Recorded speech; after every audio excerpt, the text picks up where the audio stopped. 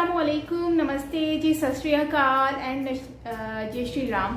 कैसे हैं आप लोग? आई होप आप लोग बिल्कुल ठीक होंगे और मैं भी बिल्कुल ठीक हूँ हमेशा की तरह। सो आज आपके लिए वीडियो लेकर आई हूँ और बहुत ही ज़बरदस्त वीडियो है। वीडियो का टाइटल है, वर्ल्ड अफेयर की वीडियो है, टाइटल है India beats China in Maldives. So ये वीडियो बहुत ही ज़बरदस्त होने वाली है। देखते हैं कि क्या अपडेट्स हैं। सो मैं तो सुपर एक्साइटेड हूँ इस वीडियो को देखने के लिए। सो आप भी डेफिनेटली होंगे। तो चलते वीडियो की तरफ रिएक्शन देते हैं। तो उससे पहले अगर आप मेरे चैनल पर न्यू हैं तो सब्सक्राइब कर लीजिए लाजमी, और ऑल नोटिफिकेशन पर बेल आइकन को प्रेस करना बिल्कुल मत भूलिएगा, और ताकि सारी वीडियोस जो हैं वो आपको नोटिफिकेशंस मिलते रहें और इसी तरह से हम वीडियो को जो है देखते रहें। सो चलते हैं वीडियो की तरफ और रिएक्शन देते हैं। So let's start.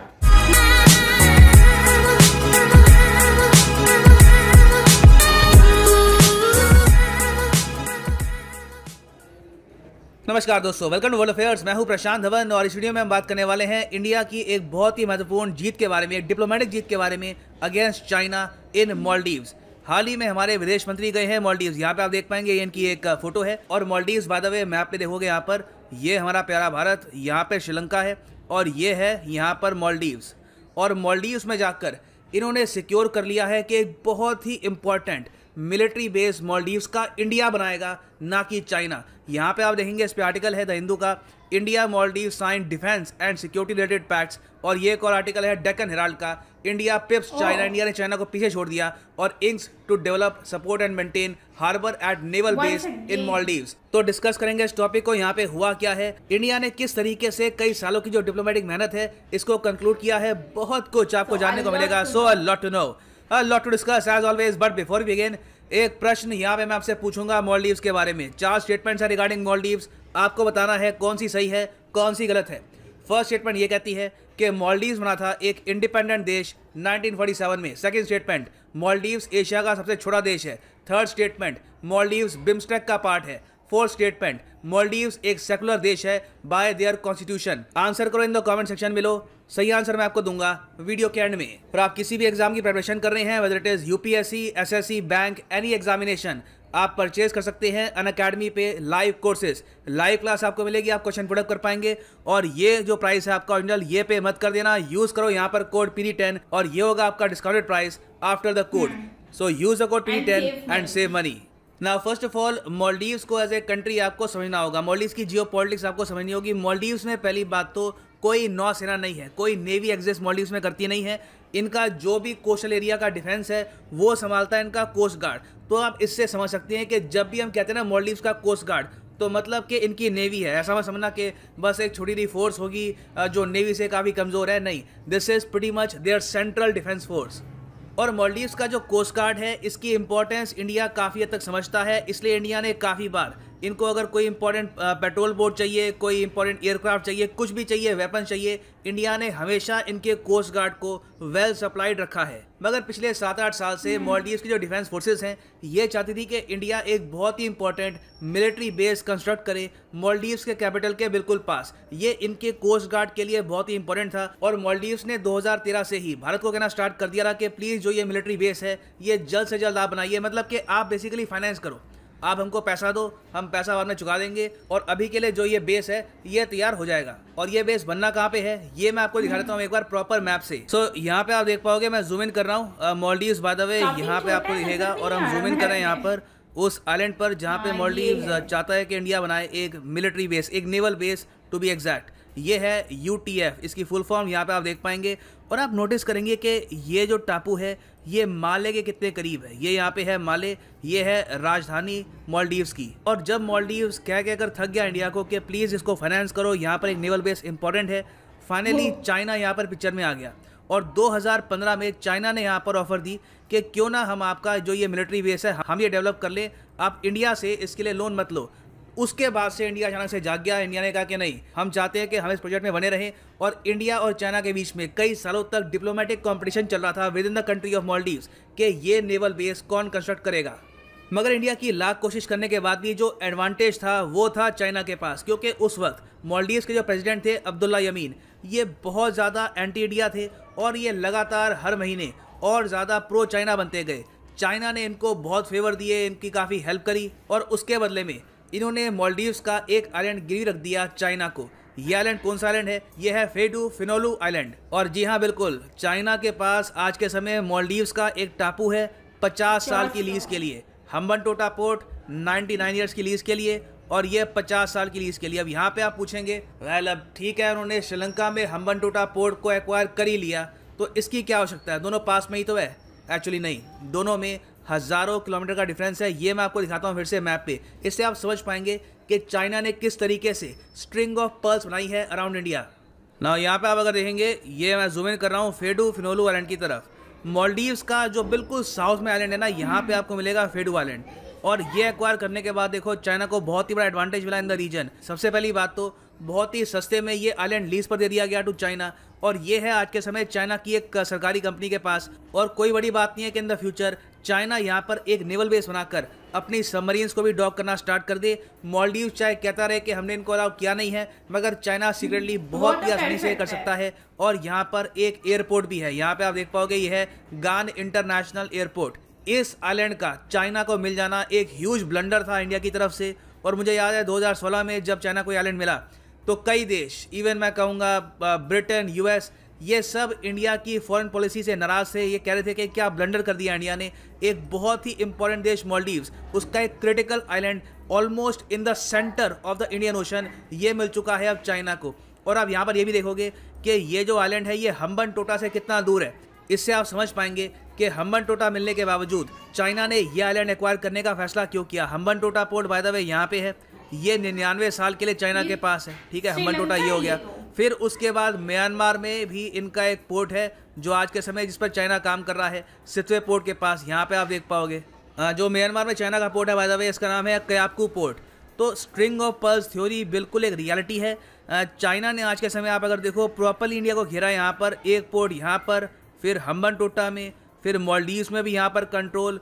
उसके अलावा यहाँ पर भी उनके मिलिट्री बेसिस हैं आज के समय, जिबूती में भी। और फिर हमको भूलना नहीं चाहिए कि ग्वादर पाकिस्तान में भी इनका कंट्रोल है। तो इसलिए इंडियन नेवी के लिए इतना बड़ा चैलेंज है चाइना। और इंडिया आने वाले 10 साल में billions and billions of dollars खर्चेगा नए एयरक्राफ्ट कैरियर और फाइटर जेट्स के लिए, ताकि चाइना को ये बैलेंस कर पाए इस रीजन में।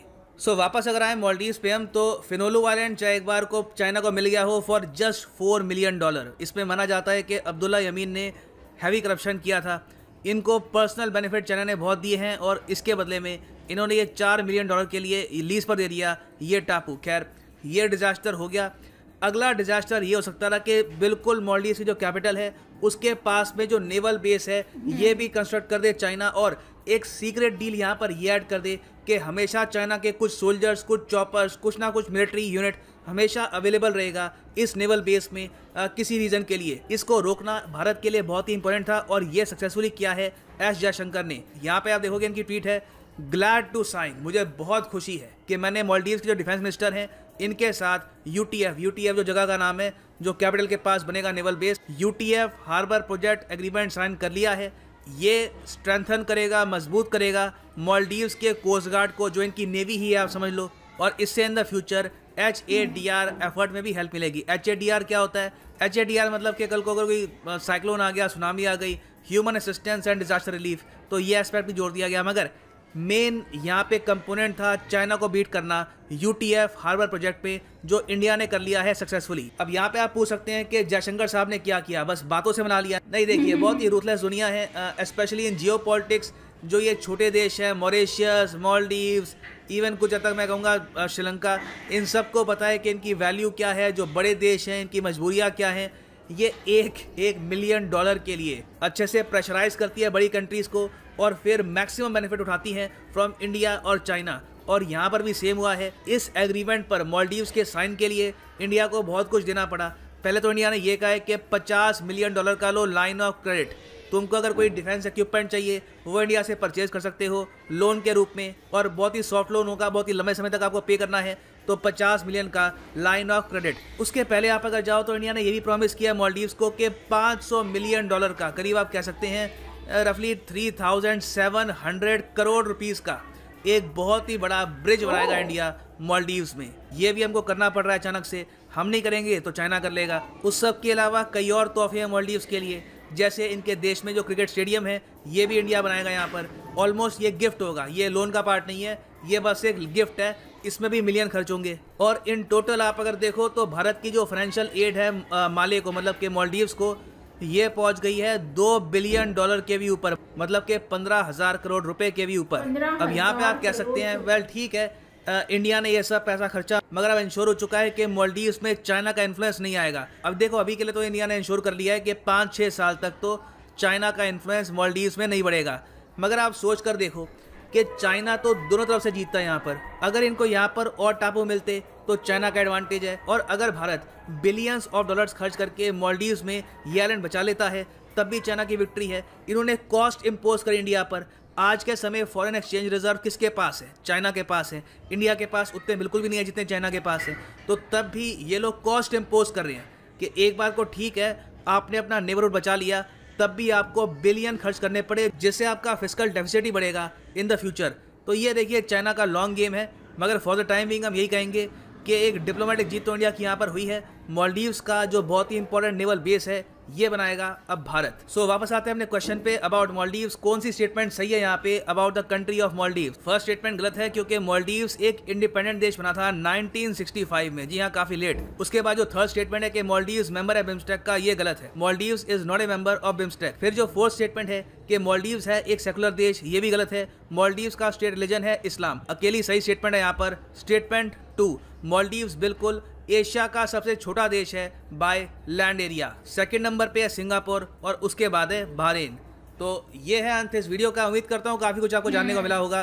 Thanks for listening. एंड जिसमें मालदीव्स के बारे में और इंडिया और चाइना के बारे में डिस्कशन हो रही थी। तो जैसे कि आप लोग जानते ही हैं कि मालदीव्स जो है वो एक बहुत ही छोटा सा मुल्क है, कंट्री है, जिसको हम ये कह सकते हैं कि दुनिया का सबसे छोटा मुल्क है। तो जिसे हम कंट्री कहते हैं बेसिकली। तो मैंने एक बार मुल्क का वर्ड यूज किया था, तो सब लोगों ने मुझसे क्वेश्चन कर रहा था कमेंट बॉक्स में कि साइमा ये मुल्क का मतलब क्या होता है।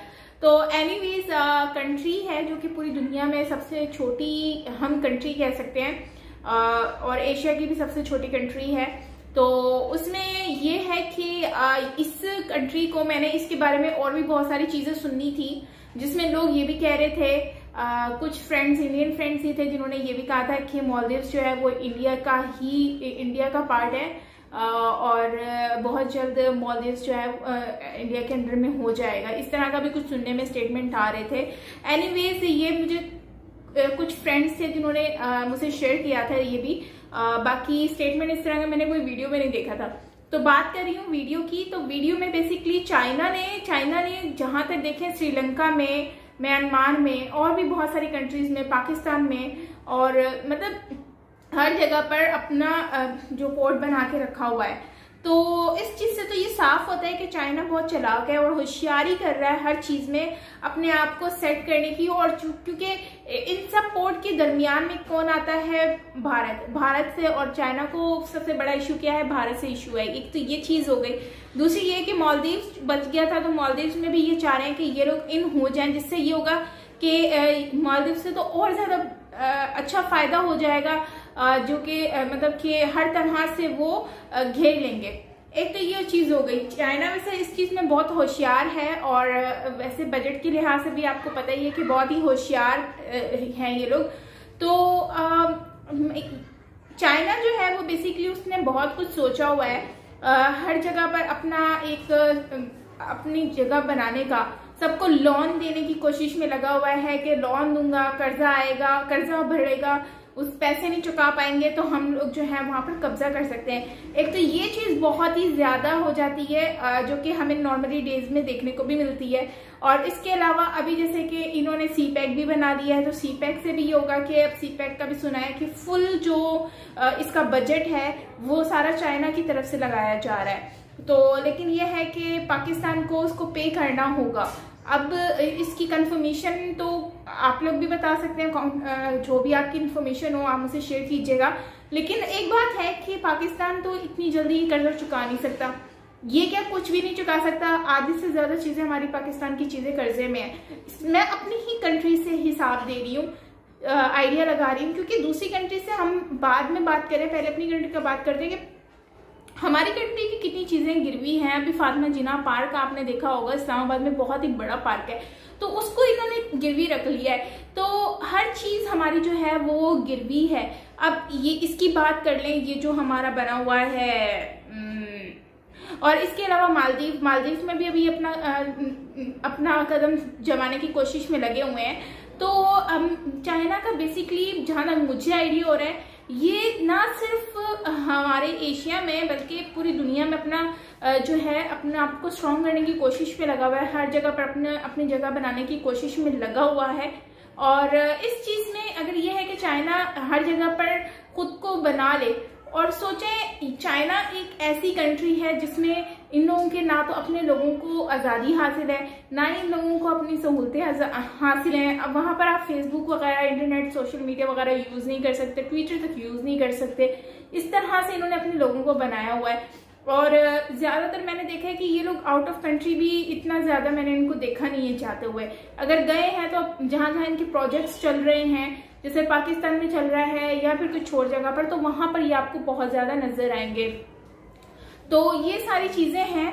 तो बाकी भारत ने जो स्टेप उठाया है बहुत ही जबरदस्त और बहुत ही अक्लमंदी और समझदारी का काम किया है कि उनको पता है कि चाइना को ये मौका नहीं देना है। उन्होंने इसलिए मालदीव्स को जो है उन्होंने सबसे पहले तो मालदीव्स को ही अपना एक जगह स्ट्रॉन्ग बना लिया है, और मालदीव्स को जो है वो अभी स्टेडियम बनाकर भी दे रहे हैं, जो कि गिफ्ट के तौर पर, और काफी करोड़ों रुपए का, अरबों खरबों रुपए का अमाउंट लगने वाला है। तो ये एक एज ए गिफ्ट दे रहे हैं। तो भारत अपनी तरफ से फुल ट्राई कर रहा है, और अच्छी बात है कि अपनी कंट्री को सेव करना, अपने दुश्मनों को अपनी कंट्री से दूर रखना, ये बहुत ही जबरदस्त चीज है। और अब ये है कि चाइना को वो प्रोजेक्ट नहीं लेने देंगे। तो ये है कि भारत उस प्रोजेक्ट को खुद कंटिन्यू करेगा और उनके साथ जो है वो सारी चीजें जो है वो सॉर्ट आउट करेगा। और साथ में इन्होंने एक जो पुल बनाया है, तो वो भी एक बहुत अच्छा ऑप्शन है कि अगर पुल बना लेंगे तो उससे भी बहुत ज्यादा फायदा होगा। तो मेरी नजर में तो ये बहुत ही अच्छा स्टेप है कि भारत अपनी तरफ से जितनी भी ट्राई करे, ये बहुत जबरदस्त है। जैसे कि मेजर साहब की अभी एक लास्ट नाइट डिफेंसिव ऑफेंस पर एक वीडियो आई थी, तो उस वीडियो में उन्होंने कहा था कि हमें दुश्मनों को खुद खत्म करना होगा। तो ये उसी तरह का ही कुछ स्टेप है। उन्होंने कहा था कि दुश्मन हमें नुकसान पहुंचाए इससे पहले हमें उनको नुकसान पहुंचाना होगा। सेम मेजर साहब का जो वर्ड्स हैं वो इसमें मुझे नजर आए, जो इन्होंने किया है। मतलब दुश्मन को नुकसान वो हमें पहुंचाने के लिए, जैसे चाइना नुकसान पहुंचाए या फिर कुछ भी अपना स्टेप बनाने की कोशिश करे, तो उससे पहले ही जो भारत ने स्टेप ले लिया है और उसको मुंह की खानी पड़ी है चाइना को। सो ये सारी चीजें हैं जो कि मुझे अच्छी लगी हैं। ओवरऑल गाइस वीडियो बहुत अच्छी थी, काफी इंफॉर्मेटिव थी। मालदीव्स के बारे में काफी चीजें हमें जानने को मिली। और सबसे बड़ी बात ये कि मालदीव्स, यार मेरे माइंड में एक क्वेश्चन आता है, मालदीव्स इतना एक्सपेंसिव क्यों है? वहां की मैंने टिकट का आइडिया लगाया था तो वो भी बहुत ज्यादा एक्सपेंसिव है। इससे तो सस्ती दुबई की टिकट है। अगर हम देखते हैं वहां का वीजा भी मेरे ख्याल से महंगा नहीं, वीजा तो खैर फ्री ऑफ कॉस्ट है, लेकिन ये कि टिकट महंगी है उसकी मालदीव्स की। तो मालदीव्स की टिकट इतनी महंगी क्यों है? और मैंने सुना है कि माले जो है वो बहुत ज्यादा एक्सपेंसिव है। वहाँ का जो एरिया है वो वहाँ पर अगर आप टूरिस्ट के तौर पर जाते हो तो आपको बहुत ज्यादा एक्सपेंसिव पड़ता है। तो क्या आप लोग कभी गए हैं वहां पर या जाने वाले हैं? तो यह मुझे बताइएगा कमेंट बॉक्स में। और दूसरी बात यह है कि मालदीव जो है वो बहुत ही खूबसूरत कंट्री है, और इसकी जो आसपास जो मतलब जो आइलैंड है, आइलैंड के आसपास जो समंदर का जो व्यू है वो बहुत ही खूबसूरत है। पानी बहुत ही साफ है, और ये है कि इंडिया के बिल्कुल करीब ही है, लेकिन हमारे पाकिस्तान से बहुत दूर है। तो लेकिन फिर भी टिकट बहुत ज्यादा एक्सपेंसिव है इसकी। आई डोंट नो कि इतनी एक्सपेंसिव टिकट क्यों है इसकी। और यहाँ पर तो मेरे ख्याल से कोई डायरेक्ट फ्लाइट भी नहीं जाती है, जबकि पाकिस्तान से तो कोई फ्लाइट जाती ही नहीं है। एमिरेट्स की जाती है, लेकिन वो भी यहाँ से पहले आपको दुबई जाना होता है, दुबई से फिर आपको आना होता है, फिर दुबई से फिर आपको मालदीव्स लेकर आते हैं। तो ये इस तरह का कुछ होता है। तो डायरेक्ट आप जो है वो दुबई मालदीव्स नहीं जा सकते यहाँ से। तो आई डोंट नो कि ये क्या सिचुएशन है, वहां पर डायरेक्ट फ्लाइट क्यों नहीं जाती? क्योंकि वो कंट्री छोटी है इसलिए वहां पर फ्लाइट्स नहीं जाती हैं, एयरपोर्ट छोटा है, क्या मामला है आई डोंट नो। सो खैर गाइस, ये थी हमारी आज की वीडियो। अच्छी लगी होगी आई होप, और अगर अच्छी लगी हो तो प्लीज लाइक कीजिएगा। डेफिनेटली अच्छी लगी होगी, काफी अच्छी इन्फॉर्मेशन थी। और दूसरी बात ये है कि बेल आइकन को लाजमी प्रेस कर लीजिएगा ऑल नोटिफिकेशन पर, ताकि आपको सारी वीडियोस जो है ना आने वाली सारी की सारी वीडियोस मिलती रहें। और इसके अलावा अगर नोटिफिकेशन ना भी मिले तो डेली हम वीडियोस अपलोड करते रहते हैं, तो आप चेक कर लिया करें चैनल को। और व्लॉग्स के लिए आप मेरा दूसरा चैनल भी सब्सक्राइब कर सकते हैं, साइमा रिएक्शन है, और डिस्क्रिप्शन में भी है साइमा रिएक्शन चैनल का, और साथ में कमेंट बॉक्स में भी मैं मेंशन कर रही हूँ। इसके अलावा ऊपर आई आइकॉन पर भी मेंशन है, तो आप ऊपर जाकर भी चेक कर लें, तो डेफिनेटली आपको लिंक मिल जाएगा। उस पर हम कराची के व्लॉग्स वगैरह अपलोड करने वाले हैं, सो आपको बहुत ही ज्यादा मजा आने वाला है। सो ये थी हमारी आज की वीडियो गाइस, आई होप कि आपको अच्छा लगा होगा। और वैसे मैंने कराची का व्लॉग जो है वो एक अपलोड कर दिया है, और मैं ट्राई करूंगी कि एवरीडे हम 1 से 2 एवरीडे हम व्लॉग अपलोड करने की कोशिश करें। अगर एवरीडे नहीं तो एक दिन छोड़ के दूसरे दिन तो लाजमी करें। सो मजा आएगा आपको व्लॉग देखकर, तो जरूर आप सब्सक्राइब करें और व्लॉग्स देखें, और मुझे कमेंट करके वहां पर जरूर बताएं, ताकि मुझे भी लगे कि आप लोग देख रहे हैं और मुझे इस तरह के व्लॉग्स और बनाने चाहिए और अच्छे अच्छे बनाने चाहिए। ठीक है, सो मिलते हैं नेक्स्ट वीडियो के साथ। अपना ख्याल रखिएगा। This is me Saima Pirzada. Lots of love for you all. Take care, bye bye.